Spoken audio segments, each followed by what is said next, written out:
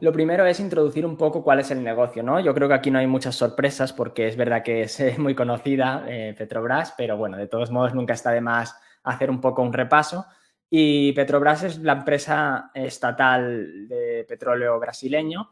Digo estatal y esto lo veremos luego que es una de las claves de la tesis porque el gobierno controla el 51% de la empresa. No tiene el 51% de las acciones, pero luego veremos que las acciones se dividen entre comunes y preferentes. Como las preferentes no tienen derecho a voto, pues realmente no computan para el control efectivo. Y el gobierno, aunque tiene solo de las comunes el 30 y bajos por cien, pues eso se traduce en un 50%, bueno, 51% de voto, por lo que tiene el control efectivo. Es una empresa que está integrada verticalmente, como vemos en esta slide. No solo tiene el típico negocio de upstream, que para entendernos sería el de exploración y desarrollo de activos, sino que tiene toda la cadena de valor integrada, ¿no? Tendría tanto el upstream como después el almacenamiento de lo que se ha producido, el refino, el transporte, ¿no? Y luego la comercialización también hasta cierto punto en exportaciones. Obviamente su trabajo acaba pues cuando se envía, pero también para el mercado doméstico en el transporte y la distribución. Entonces, es una empresa que tiene todo el flujo de la cadena de valor. Una pregunta, Últimamente, Albert. sí, perdona. Nada, es más que nada, para los que no entendamos cómo funcionan este tipo de negocios, imagino que, bueno, al final el mainstream pues va a performar muy bien en algunas fases del ciclo, mientras el downstream va a hacerlo al revés, etcétera, etcétera. ¿Realmente estar verticadas integralmente les aporta algún valor extra o es simplemente que, bueno, es como comentario de que realmente son un pedazo de monstruo, que son muy grandes, pero les hacen cierta parte ser más contracíclicos, es decir, cuando una parte va mal, la otra suele compensar o no es así? No necesariamente, es decir, en el downstream, por ejemplo, el de marketing y consumers es el menos relevante, ¿no? Tú al final tienes un margen en el transporte, Sí. repartes, pero ahí no entraré. Y en los midstream, que hay entre medio, es sobre todo transporte y almacenamiento entre fases, por lo que tampoco es más relevante, ¿no? Donde siempre está la división o lo que sí que son negocios muy distintos entre sí son el de upstream y el de downstream. El de upstream, que es el exploratorio y el de producción, tienes el riesgo del precio, digamos, de la commodity, ¿no? Al final, pues tú necesitas vender ese petróleo y entonces cuanto más alto sea el precio, pues mejor. Y después el riesgo exploratorio, que en este caso no es tan relevante porque cuando eres un monstruo de este tamaño o como las Exxon, etcétera, pues si te sale algún pozo mal, no pasa nada, ¿no? Pero cuando eres pequeño y tienes dos activos y uno sale mal, pues es cuando realmente tienes ahí un riesgo muy grande de exploración y producción. Y el downstream está más relacionado con la demanda final, porque al final en el petróleo siempre nos fijamos en los inventarios, que luego comentaremos también en detalle, en el crudo, digamos, pero el consumidor final, que somos nosotros, industrias, etcétera, no consumen crudo, lo que consumen son productos que ya están refinados, pues diésel, gasolina, jet fuel, nafta, los distintos derivados del petróleo. Entonces, el downstream es este negocio que ganas un margen con la propia transformación y después con la venta, ¿no? En productos petroquímicos o de refino. Entonces, claro, cuando el petróleo está más barato, tú sufres en upstream, pero normalmente como el producto derivado que tú haces está más barato, pues el consumo es muy alto, ¿no? Entonces tú compensas, digamos, un negocio con el otro. O sea, que lo que tú decías de si esto tiene alguna ventaja, pues sí la tiene, porque te hace mucho más neutro, digamos, insensible a movimientos de ciclo en el precio, porque no dependes solo de la venta del petróleo, sino que tienes los productos derivados que al ahorrarte en el input, pues también ayuda a estabilizar los ingresos. Y a nivel de costes, imagino que también va a tener cierta ventaja al final tener tus propias pipelines que te lleven el petróleo de tus propios pozos, ¿no? Imagino. Claro, sí, en el abastecimiento, en tanto en seguridad como en precio, pues por supuesto es también una ventaja. Y de hecho, en este año, sobre todo el pasado, pero en 2022 hubo unos márgenes de refino extraordinarios que han contribuido muchísimo a la generación de caja, digamos, de Petrobras. Y como dices, te da mucha seguridad y además en costes, pues qué decir, ¿no? Muy ventajoso. Bueno, ya está, era solamente esto, perdona. Genial. No, cualquier cosa y si os surge alguna duda concreta de la empresa, etcétera, pues lo vamos comentando. Entonces, con esto, pues tendríamos un poco la visión de lo que es el negocio de Petrobras por encima, que yo creo que todo el mundo ya te digo, ya le conoce o le suena, pero bueno, así ya ponemos negro sobre blanco y ya está visto. Si pasamos a la siguiente slide. Vale, he querido poner esta slide que es de financials, digamos, un poco bueno, este negocio realmente cómo de bueno es o cuánto ha generado, ¿no? Y luego esto atará un poco con la valoración. Cuando veamos las cifras, pues son increíbles, ¿no? Este es un negocio que además lleva muchos años transformándose porque, y esto ata también con el siguiente punto, que es el del riesgo político, al final, cuando estamos en Sudamérica y en empresas estatales, pues siempre existe la sombra o la duda de a ver si realmente van a estar apropiándose algunos de los directivos de parte de flujos de caja de la empresa o malversando activos, comerciando con ellos, ¿no? Acostumbra pasar en países también, por ejemplo, lo hemos visto en Rusia, ¿no? Todo cómo se colocaron a todos los oligarcas en activos clave. Entonces, es un riesgo que está ahí y que se materializó en concreto en el caso de Petrobras, no sé si recordaréis, con un caso de corrupción que acabó, de hecho, con Lula en la cárcel, ¿no? Que es el del lavajato, el lavado de coches, en el que se inflaban muchos contratos, digamos, de CAPEX y los directivos y políticos pues cobraban de ahí. También había tráfico de influencias a la hora de conceder permisos, ganar concursos, etcétera. Entonces eso dejó a la empresa en una situación un poco delicada en cuanto a deuda. El importe del robo, robo por llamarlo así, no fue tanto, no fue tan grave, pero sí que reputacionalmente y sobre todo en cómo dejó a la empresa, pues sí que es significativo, ¿no? Para que nos hagamos una idea, el robo, la malversación fue de 8 billions, que para lo que genera este activo no es tanto, pero bueno, por tenerlo en cuenta. Es muy típico eso en Rusia, que ves que te roban y dices, pero es que gano tanto que me da igual. O sea, robar. Sí, pues es un poco la idea, ¿no? Esto atará luego, como digo, con el riesgo político, pero es verdad que se han puesto muchos controles desde entonces. Incluso el año pasado, cuando Bolsonaro quería que se subvencionasen ciertos productos o colocar a gente más afín y ahora veremos también lo de la influencia, pues eso estará muy limitado y muy controlado y no lo pudo hacer, ¿no? Eso habla bien de la transformación en governance. Entonces, como digo, es una empresa que se ha transformado mucho y ahora veremos aquí la deuda cómo de significativa es, pero ya os avanzo que se ha transformado totalmente. Lo más interesante aquí yo creo que es mirar la columna de 2022 versus 2021 y comparar un poco las métricas o ver la magnitud de lo que ha generado, ¿vale? Entonces, si vemos los ingresos no es tan relevante, el gross profit tampoco, pero después cuando hablamos de free cash flow o de EBITDA, esta empresa capitaliza 70 billions, ¿vale? Esto ya está en dólares estadounidenses, entonces está a una vez EBITDA, ¿vale? El EBITDA, si veis la columna en 2022 era de 66 billions, el free cash flow ha sido de 40 billions, es decir, que está a una vez y media free cash flow más o menos, y la deuda bruta, bueno, la deuda neta mejor para mirarlo, es una vez el free cash flow, ¿vale? Entonces, es una empresa que ya está, digamos, a vuelta de todo, ¿no? O sea, que está tan barata que realmente esta deuda ya no es significativa. Y he querido poner también esta slide concreta porque, claro, alguien puede pensar, bueno, esto es así porque, claro, el petróleo ha estado altísimo, ¿no? A 100 el Brent, ¿no? Que es la tabla que pone abajo, pero en 2021 estaba a 70 y la producción además era menor. Y vemos que en 2021 generó 30 billions de free cash flow.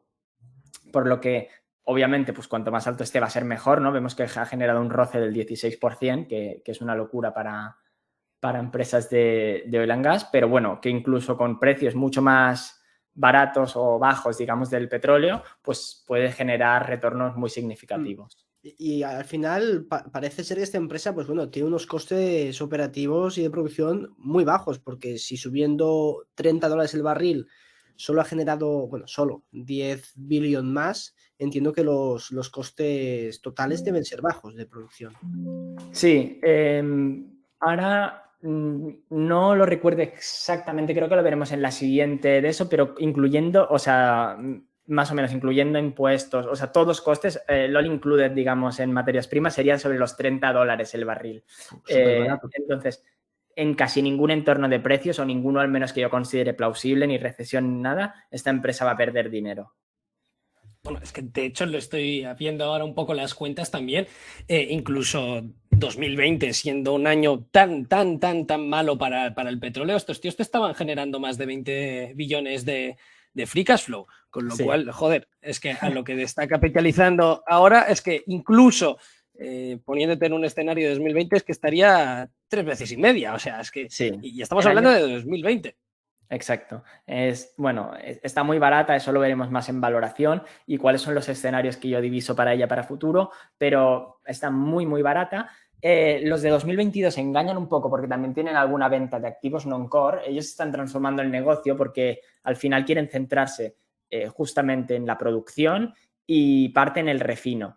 Pero se han vendido refinerías porque ahora tienen 10 y planean reducirlas a 5 en 2027. La capacidad no se reduciría a la mitad, se reduciría solo un 30%, pero quieren centrarse sobre todo en el upstream. Ahora lo veremos en la producción, porque en el mundo hay muy pocas zonas. Una de las claves de la tesis del petróleo es que no hay capacidad ociosa, digamos, o mucha capacidad para aumentar la oferta en los países de la OPEC. Y fuera de la OPEC, las únicas 2 regiones con potencial significativo de exploración, más allá de Guyana, que está empezando ahora, pero son Brasil y Canadá. Entonces, Brasil es una de las zonas más baratas y donde hay mucho más potencial de exploración y aumento de la producción, y lo quieren capitalizar, o sea que quieren centrarse sobre todo en esta pata. ¿Ibas a decir algo, Albert?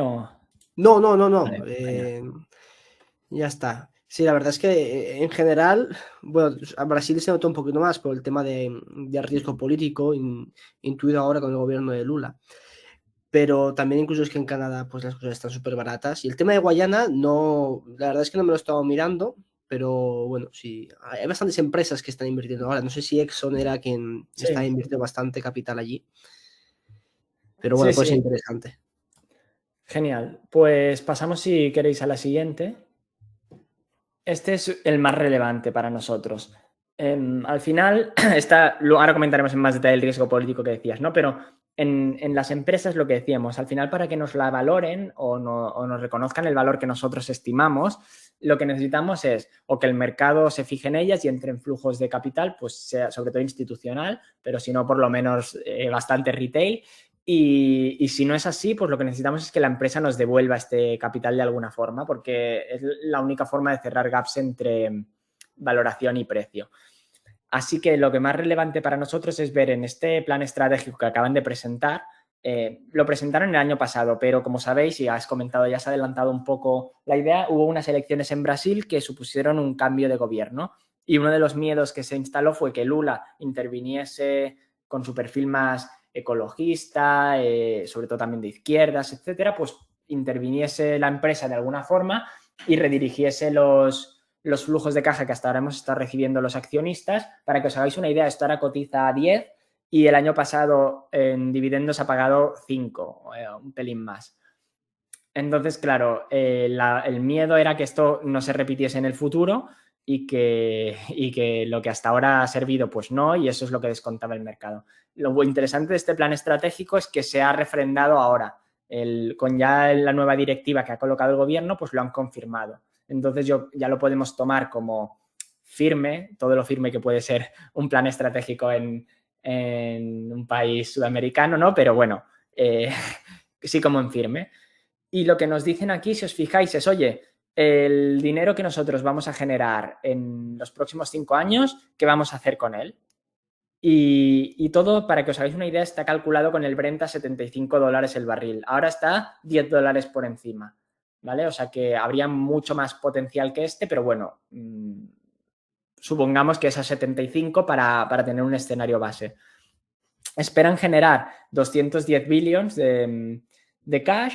Y aquí vemos en la columna derecha pues cuáles son las fuentes en las que esto se va a destinar. Y la que más nos interesa a nosotros es la que pone dividends y potential extraordinary dividends. Nos dicen que en 5 años, con el petróleo a 75 y haciendo bastantes inversiones significativas, el plan de CAPEX luego lo podemos ver también, pues nos van a repartir 70 billions en dividendos con la política actual mínima y recordemos que ahora capitaliza 70 billions. Entonces nos están diciendo que en 5 años nos va a dar un retorno del 20% anual solo en dividendos. Y si además sumamos los Potential Extraordinary Dividends que sale abajo, pues con el petróleo a 75 nos estaría repartiendo un 25% de yield anual, suponiendo que no hay revalorizaciones, etcétera. Entonces, de esta parte, recordemos que además los primeros interesados en que esto sea así, y ahora te hará con la pestaña de riesgo político, es el propio gobierno, ¿no? Porque además de cobrar impuestos, aquí vemos que van a recibir 200 billions de impuestos, que es una salvajada en estos 5 años, suponiendo este escenario. Claro, como ellos tienen un control, lo que hemos dicho antes, ¿no? Del 30%, 33% de las acciones, esto va a suponer pues 20 o entre 20 y 30 billions también en dividendos. Para cuadrar los presupuestos y llevar a cabo cualquier política que quiera el gobierno, por muy progresista que sea, pues esto desde luego no les va a molestar precisamente, ¿no? Es una de las claves que van a necesitar. Una pregunta, Albert, que bueno, seguro que lo vamos a tratar ahora. Pero estos 20 billones que está, estos 20 y 30 billones que está recibiendo el gobierno directamente de Petrobras, ¿tienen que pasar por algún tipo de aprobación en el Senado o en el Congreso de turno que tengan ellos? ¿O es directamente que va a las arcas de la presidencia y por tanto lo gastan como quieran? Porque realmente cambia mucho. Sí, no, es para, o sea, impuesto, como un impuesto cualquiera, es decir, todo debería consensuarse luego en Vale. el poder legislativo, pues qué es lo que se quiere hacer con ello.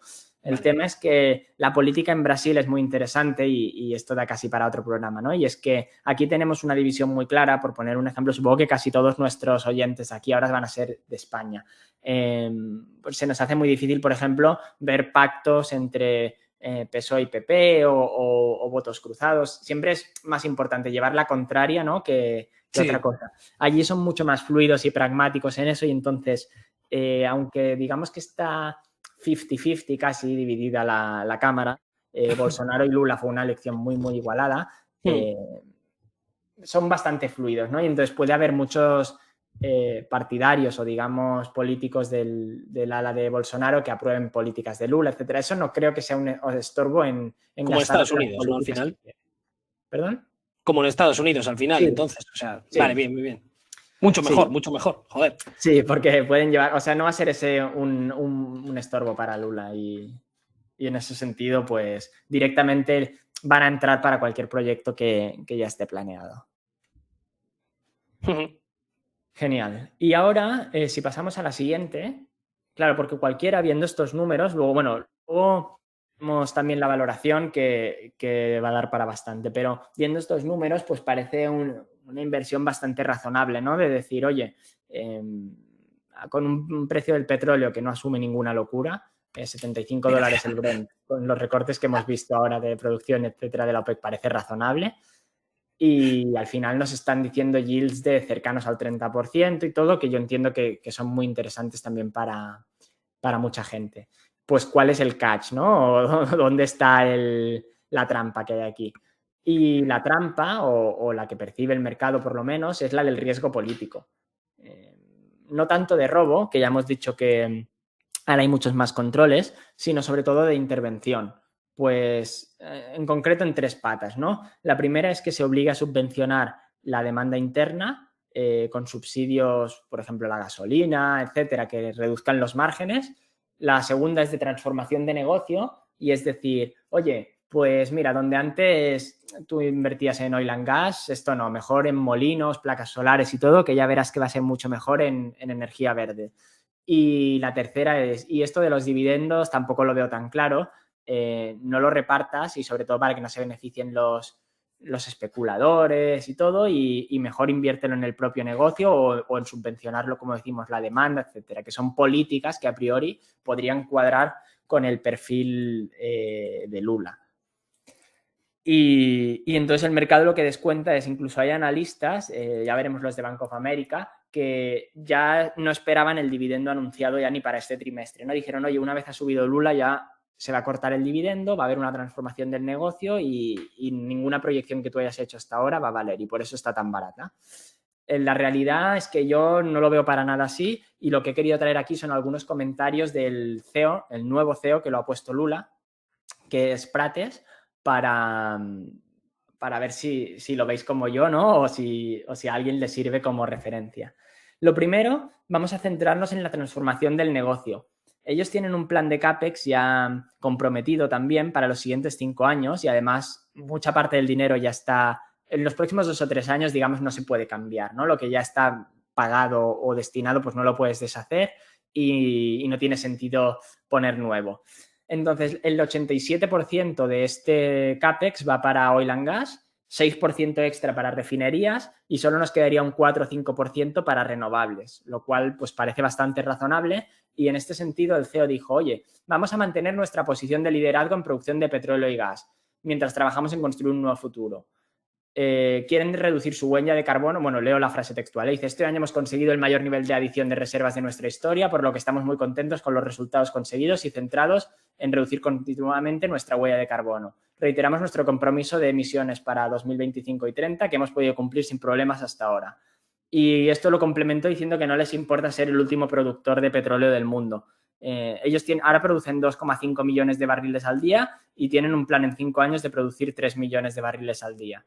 Entonces, la única cambio que ha hecho respecto a la anterior directiva es decir que pondrá en estudio para 2027 un proyecto eólico. Y eso es todo. Así que yo creo que este riesgo no está demasiado sustentado. No sé qué os parece, si habéis leído también alguna noticia o eso en este sentido. A ver, yo aquí creo que tengo un poco de opinión y es que más que nada estamos hablando de una empresa de 70 billones. Que sí, para lo que genera es, joder, lo que decías antes, que decía razonable, joder, con un dividend yield del 20% es de todo menos razonable, o sea, es que está asquerosamente barata si tú lo miras así. Pero claro, es una empresa de 70 billones. ¿De verdad hay algún tipo de posibilidad que algún Brookfield, que además suelen invertir mucho en Brasil, que algún Kinder Morgan, que algún Exxon no se haya dedicado a mirar esto si realmente tiene riesgo o no? Porque mientras estabas comentando todo esto, pues me he puesto a buscar algunas noticias a ver sobre lo que dice Lula y todas esas cosillas sobre Petrobras y lo que veo es que es mucha contradicción. O sea, primera noticia del día 2 de marzo. Lula critica que Petrobras reparta dividendos a sus accionistas en lugar de invertir en el país. Esa es una. Pero claro, es que después dice que admitió la corrupción en Petrobras, que prometió la estabilidad económica y que pretendía duplicar la tasa de producción, tal y como ya has comentado, de 3,5 millones de barriles diarios a 5,4 millones en 2029. Con lo cual, joder, primero dice acelerar la transición energética, después su ministro Pero Martí, dice esto. O sea, es que me parece todo contradictorio todo el rato. Dime. Martí, o sea, Dime. es socialista, ¿no? ¿Por qué le buscas coherencia? O sea, no tiene, Porque no te venga no un... tiene de base. No, lo sé, pero... Populismo. Pero que realmente a ese tío algún día se le crucen los cables y te podría llegar a expropiar Petrobras. No sé. A mí me parece una duda razonable, ¿eh? Claro, aquí el tema es pensar, oye, siempre es los incentivos, ¿no? Y ahora veremos el segundo párrafo, que yo creo que en este sentido va a ser bastante clarificador. Ahora, lo de la expropiación ahora lo trataremos porque el segundo párrafo que he puesto va en clave, pero la parte de los dividendos y ahora veremos también la de la subvención del combustible, que son las más fáciles. La de la transición energética, digamos que cualquiera que haya visto el nuevo plan estratégico y los comentarios y noticias que van saliendo, pues ya ve que no tiene mucho sentido, ¿no? Que ellos realmente no van a transformar su negocio y esto va a seguir siendo una empresa petrolera al uso, construirán algunos molinos y todo para perfecto, pero el foco va a seguir la exploración y el desarrollo de activos de oil and gas. Así que ese riesgo, digamos que yo lo veo un nothing burger, ¿no? Que dicen, o sea, no lo hay. El segundo, que es el de la subvención, el único comentario que han hecho es que no quieren eliminar la paridad internacional porque al final tú tener un mercado interno desconectado del digamos, global, hoy en día es muy complicado, te trae muchos problemas y además daría un mensaje a los inversores, no solo de Petrobras, pero en general en un país en desarrollo como es Brasil, muy malo. Entonces, lo único que han dicho es que no van a tener paridad de importación, que eso a alguna gente es lo que le ha confundido. ¿Qué quiere decir? Pues no tiene sentido que normalmente el precio se fija por la importación del petróleo desde Rotterdam, que sabéis que es uno de los centros de distribución, digamos, de petróleo. Entonces, lo único que ha dicho Petrobras es no tiene sentido para mí asumir unos costes de transporte de Rotterdam a Petrobras, incluirlo en el precio que yo vendo internamente, porque yo no tengo esos costes, ¿no? Yo lo produzco aquí y lo vendo aquí mismo. Entonces, vamos a tener paridad internacional, pero no de importación. O sea, este extra que viene por el transporte, pues lo voy a obviar, pero el precio en sí va a ser el mismo. Entonces, ese es el único gesto, digamos, que han hecho en cuanto a la subvención. Y entonces llega el tercer riesgo, que es el que tú comentabas ahora, que es, oye, van a seguir repartiendo los dividendos y después pueden expropiar la empresa. Voy a leer primero este párrafo que dijo el CEO en la conference call, que dice: el mayor reto para nosotros es utilizar la participación del gobierno de Petrobras a nuestro favor, no en nuestra contra. Esto es, asegurar a nuestros inversores que ser socios del gobierno brasileño no es una desventaja, sino al revés. Bueno, luego decía, la otra cosa de la que se habla mucho y no es cierta es que de repente vamos a cambiar nuestro negocio. No vamos a hacer eso, necesitamos estar enfocados no solo desde un punto de vista operativo, sino también financiero y bla, bla. Va diciendo. Entonces, cuando hablábamos de incentivos, digo, vale, ¿qué sacan ellos expropiando esto, ¿no? Pues mira, un caso muy claro, y tú que sigues los juicios lo veremos con lo de YPF y Burford ahora, ¿no? Pues lo primero, buscarse unos problemas legales que les pueden acabar saliendo, como se dice, la torta a un pan, ¿no? Tendrían que expropiar el 60% restante y el coste, pues bueno, seguramente les saldría más caro que lo que vale ahora. Después creas un precedente. Bueno, habría que saltarse la ley interna de Brasil, cambiarla, ya convertirte en un estado fallido, al estilo Argentina. Y después perder la confianza para siempre, o al menos durante mucho tiempo, de los inversores y no tener, digamos, acceso a un mercado de capitales en un país en que está en máximo desarrollo demográfico y económico. Y entonces digo, ¿pero para qué? ¿No? Si al final, cuando veíamos en la slide anterior, ya te están dando el 60% de lo que genera ya te va para ti, ¿no? Entre dividendos y taxes. Entonces, no he visto ningún comentario realmente ni nada que apunte a esta expropiación. Hay que tener en cuenta también que no es el primer mandato de Lula, ¿no? Lula ya ha tenido 2 otros mandatos en Brasil en los que podría haber hecho lo que comentas y no solo no pasó eso, sino que luego, como veremos, pues Petrobras se multiplicó por 5, con mucho menos dividendo y en un entorno de precios, deuda, etcétera, peor. Entonces, no tengo ningún indicio, no sé qué te parece a ti, pero para que esto se pueda dar. A ver, es más que nada que esto es un no-brainer al final, si realmente es así. Pero claro, es que no estás hablando de una empresa pequeñita, estás hablando de una empresa donde te puede entrar cualquier inversor, literalmente. ¿Por qué Buffett, que por ejemplo se puso a comprar PetroChina como un mono, no me acuerdo cuándo fue, pero y que aún la tiene, creo recordar, no está invirtiendo aquí? ¿Por qué Brookfield no está invirtiendo aquí? ¿Por qué no hay ningún alternative asset management que se está ahí metiendo? ¿O ningún inversor que sea un pez gordo? Es la parte que no estoy entendiendo. Realmente si el riesgo es poco, o sea, no digo que lo vayan a hacer, pero digo que, no sé, a lo mejor hay un 20% de posibilidades que lo hagan. Me chupo el dedo, lo pongo en el aire y digo que es eso, pero claro, es que a lo mejor cualquier institucional es, ¿yo para qué le voy a meter aquí 5 billones, si tengo un 20% de posibilidades de perderlo? Eso ya no me renta. Si realmente no existe riesgo, ¿por qué no? Porque ¿por qué está tan barata? Y realmente, si hay una parte de ese riesgo, no va a ser una Rusia que siempre va a estar a PER 3. O sea, que te lo compro, que una vez evita, pues es que yo qué sé, me da igual. Que me suba 2, que sigue estando barata y que luego que no se pase de las 3, pero es que tú ya has hecho tu rentabilidad. Pero, ¿qué riesgo realmente hay sobre esto? Que el mercado nunca te vaya a pagar mucho. No sé si me estoy explicando bien. Sí, total. Mira, ahora en la siguiente slide, que aún no pasemos, pero veremos una comparativa con otros peers, digamos, tanto majors, ¿no? Tanto globales o estadounidenses también, pero luego sobre todo también centrados en Sudamérica, ¿no? Porque yo creo que ahí está la clave, que no es un riesgo que se perciba únicamente de esta empresa y de este país, sino de toda la región. Y además poniéndonos un poco el sombrerito de hojalata, ¿no? El conspiranoico, que también siempre está bien. Si tú ves todos los reportes de brokers americanos, norteamericanos, me refiero, estadounidenses, son muy negativos, incluso sus números no acaban de atar con la realidad que luego se da, ¿no? Y los comentarios de Lula, no sé si los habéis estado siguiendo esta semana, que ha estado diciendo, oye, yo no veo o me levanto cada noche pensando por qué hay que comerciar la energía o el estándar internacional tiene que ser el dólar estadounidense, ¿no? Sí. Y ahora con todo lo del BRICS, pues hay también una voluntad política de que no haya flujos de capital que salgan de la zona occidental hacia otros mercados que al menos se perciben como no tan favorables o no tan amistosos. Pero sobre todo luego pasa de slide si quieres, Albert, o no sé qué si lo estás llevando tú, Martí.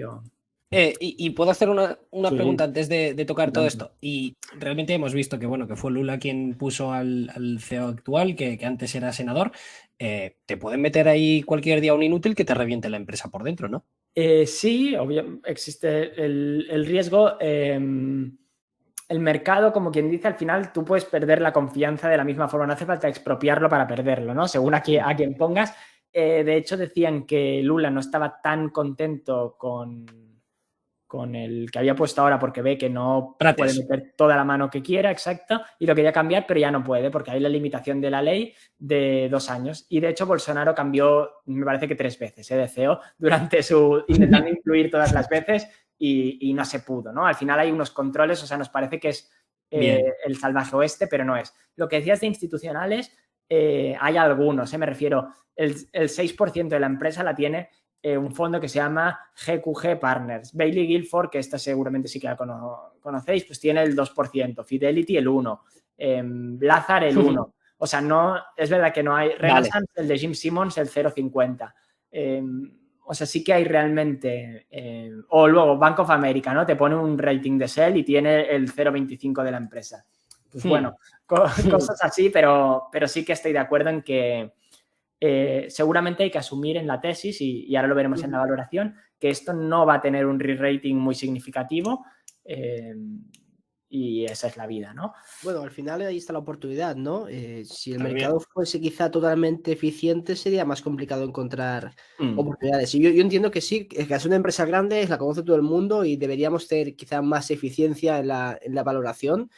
Pero claro, el riesgo percibido, si es elevado y es un poco diferente al riesgo real, pues esto sí que va a afectar mucho a la valoración de la empresa. Y aunque realmente no se revalorice, si tú estás cobrando ya no el 25% de dividendo de yield, sino un 15% de dividend yield, pues es bastante... Que flipas. Es un cojón y medio, ¿eh? O sea, que estamos hablando de dividendos, o sea, es que es un cojón, es una auténtica barbaridad. De hecho, mira, en esta tabla que tenemos ahora evaluación por comparables, la fuente es VS, ¿vale? Que no, o sea, tampoco es que la sigan ni sean muy alcistas, ni son o sea, me refiero, es una fuente, para entendernos, neutra, ¿no? O relativamente neutra. Entonces, esta compara todos o muchos majors de oil and gas. Entonces, si vemos, por ejemplo, tenemos en el centro BP, Chevron, o sea, los occidentales, para entendernos, y los que están mejor valorados para el mercado. Exacto, que si veis, pues la media de sus múltiplos de valoración, si hablamos de EBITDA, pues son 3 y pico, tampoco son ningunas locuras, pero bueno. Y dividend yields tienen un 5% de media. Si nos vamos a otros mercados emergentes, que esto ya podría empezar a ser comparable, y sobre todo aquí está metiendo Aramco, que no la veo tan comparable, pero bueno, algunos cuantos de China, ¿no? Petrochina, Sinopec, CNOOC, y vemos que sus múltiplos también están alrededor de 3, es decir, no hay mucho descuento respecto a las majors, y los dividendos sí que son más altos, ¿no? Del 9 o el 10. Pero luego hay un mundo aparte que es LATAM, que son los 3 primeros, que son Ecopetrol, YPF y Petrobras. Me puedo creer que alguien me diga que Petrobras es más arriesgado que Exxon. Ya veríamos, porque yo soy muy negativo con Estados Unidos y la seguridad jurídica en petróleo, porque ya hemos visto varios comentarios y los windfall taxes en Europa, etcétera. Pero bueno, me lo puedo creer. Pero que me digan que es más riesgoso que YPF me chirría ya un poco, ¿no? Porque Argentina pues no destaca tampoco por eso y no tiene ni siquiera la salud económica. Y Ecopetrol, que es Colombia, también la llevo, por cierto, pues no, tampoco me encajaría. Si vemos, en valoración sí que está igual que los otros en la media, ¿no? Pues si la media es 2,1, ellos están a 2,3 para el 22. Bueno, ahí están en la media, pero después tanto en Free Cash Flow Yield como sobre todo en Dividend Yield no tiene ningún sentido, ¿no? Está mucho más barata. Entonces, simplemente una convergencia a los yields de la región, yo no hablo de los de Other EM, pero los de la región, y esto es con el petróleo a 75, ¿eh? Si fuese a más, yo creo que este año va a repartir casi un 40. Pero bueno, si fuese este 25, pues estaríamos hablando de que sí que tiene potencial igual pues para ser un por dos o un pelín más, simplemente para ir en línea con comparables en este sentido. Y si no, lo que decía Albert, pues bueno, me están repartiendo el 25 anual, no hace falta que se me cierre el gap en el precio. Hostia, eso es muy tocho, ¿eh? O sea, la tabla esa es demoledora, pero demoledora. Tengo no solo por Petrobras, ¿eh? O sea, ver que, por ejemplo, Saudi Aramco, que estás sacando el oil, no sé qué precio, pero vamos, o sea, regalado prácticamente, que esté a 6 veces, o sea, me parece que todas están tremendamente baratas el sector en sí. Sí, mira, os quiero compartir también. Si no está para el derribo. A ver, es que está para los suelos. Mira, a ver si consigo aquí proyectar yo. Decidme si lo hago bien en... Perdón, PER no, SV Evita, me equivoqué, PER 12 veces, pero aún así. Vale, decidme si añadir esto a la transmisión, Albert? A ver. Le he dado a compartir pantalla, ¿ya? Es Ahora. Vale, genial, sale, ¿no? Sí. Sí. Vale, mira, esto es lo que decíamos de Minifletter, que se va a quedar en abierto, por si alguien lo quiere consultar. Primero esta tabla, que son las medidas de valoración, ¿no? De lo que decíamos, del mediano. Al final, donde pone sector median es Majors, ¿vale? Y este es el descuento que tiene respecto a varias de sus medias, tanto EV/EBITDA, que tal vez sea mejor que PER en este caso, pero bueno, y el trailing 12 months yield, lo que decíamos, ¿no? El año pasado, o sea, ahora cotiza 10 y me ha dado $6. Pues bueno, un 62% de trailing 12 months yield. Y luego, sobre todo, esto es de VS, ¿vale? También, que compartía esta otra tabla.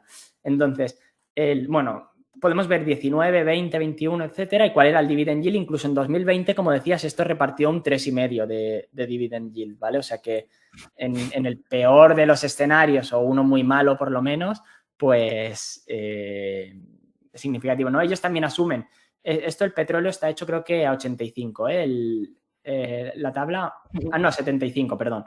Entonces, tenemos pues para el 2023-24, 25, 20, etcétera, y el aumento de producción. El petróleo asumen que va cayendo y entonces, utilizando simplemente un discounted cash flow, a mí me sale una valoración de $34,3 por acción, que sería pues un por 3 desde ahora.